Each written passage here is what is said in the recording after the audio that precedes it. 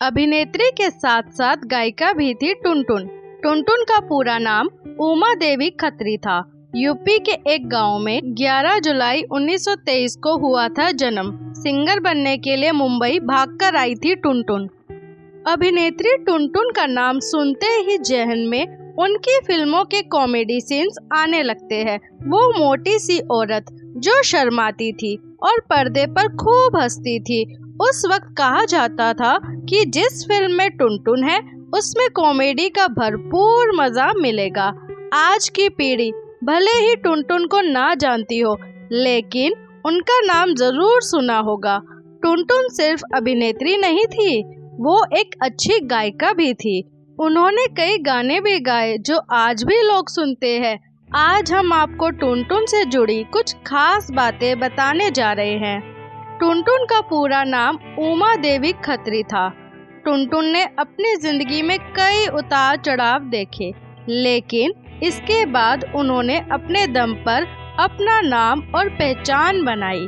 टुनटुन की उम्र काफी कम थी जब उनके माता पिता की हत्या कर दी गई थी। उनका एक बड़ा भाई भी था, लेकिन उसका भी बाद में निधन हो गया। इसके बाद टुनटुन अपने रिश्तेदारों की जिम्मेदारी पर आ गई थी, जो उनसे नौकरानी की तरह काम कराते थे और फिर 2 वक्त की रोटी देते थे। टुनटुन को बचपन से ही गाना गाने का बहुत शौक था। वो अक्सर रेडियो में गाने सुनकर उसका रियाज किया करती थी। टुनटुन की बचपन से ही तमन्ना थी कि मुंबई जाकर गायकी में अपना करियर बनाए, लेकिन उस दौर में लड़कियों का पढ़ाई करना तक मुश्किल था, तो गायिका बनना तो बहुत दूर की बात थी। लेकिन उनकी किस्मत में तो बॉलीवुड के पर्दे पर चमकना लिखा था। एक दिन उनकी एक सहेली उनके गांव गई थी, जो मुंबई में कई फिल्म वालों को जानती थी। उसके साथ टुनटुन मुंबई चली आई। मुंबई आकर उन्होंने संगीतकार नौशाद के दरवाजे पर दस्तक दी। नौशाद के सामने वो जिद पर अड़ गई कि अगर उन्हें गाने का मौका नहीं मिला तो वो उनके बंगले से समुद्र में कूद जाएगी। नौशाद साहब ने टुनटुन का छोटा सा ऑडिशन लिया और उनकी आवाज से प्रभावित होकर उन्हें तुरंत काम दे दिया।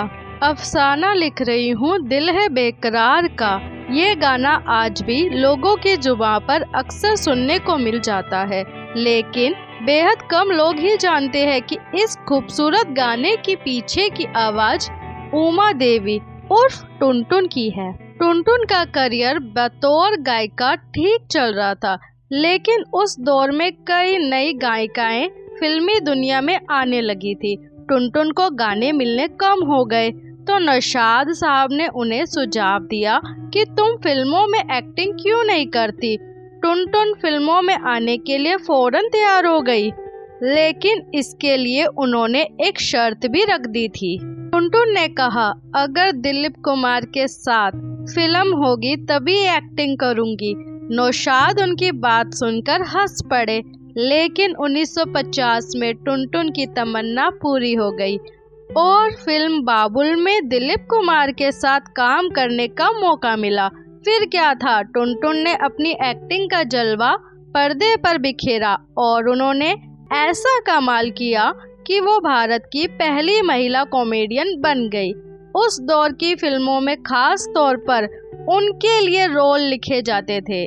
उस दौर के जो भी बड़े कलाकार थे, टुनटुन ने सभी के साथ काम किया और अपने 5 दशक के करियर में टुनटुन ने करीब 200 फिल्मों में काम किया और 90 का दशक आते आते उन्होंने फिल्मों से दूरी बना ली और फिर 24 नवंबर 2003 को टुनटुन ने इस दुनिया को अलविदा कह दिया।